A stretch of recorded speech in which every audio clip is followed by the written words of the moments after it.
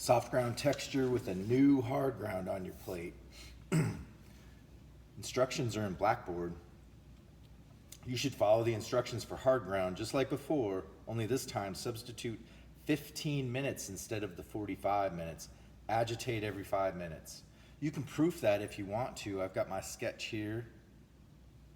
I've already accomplished my hard ground.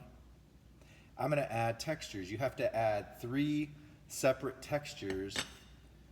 I'm going to show you how to do that. So again, you want a composition that looks like a coloring book, contour line drawing. You don't want to have a lot of value with hatching or cross hatching.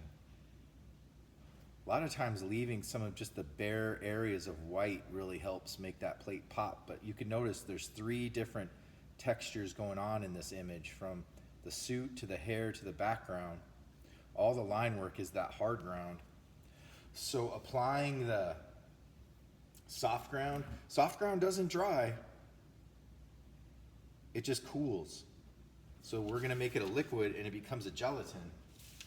So soft ground is this material here, and it's made out of a different type of chemicals than the hard ground, but it's got some asphaltum hard ground in it, but it has more beeswax than the hard ground asphaltum. And again, hard ground dries, soft ground just cools, and it accepts anything you imprint in it. A lot of times the rollers will just start getting covered with it. You can see the original color of the roller. This is all soft ground that's been melted onto the roller.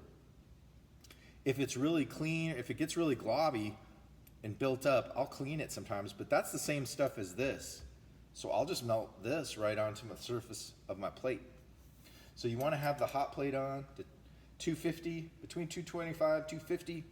Turn on your light.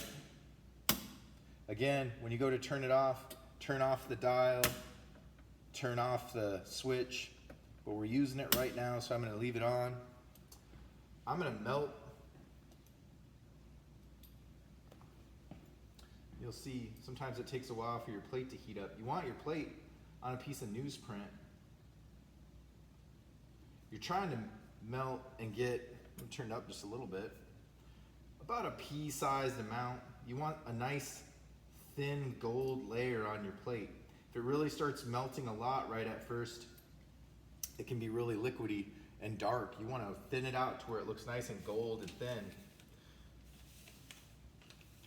So the trick is you want to remove it from the heat and try to roll it out pretty evenly. Zinc is very silver in its appearance. Once you get that, it's kind of hot now, but I'm going to pick it up. You should be able to see that golden hue. It doesn't look as silver. And you can look at it and see, do I see too much zinc? Does it look nice and silvery? Or I mean gold, sorry.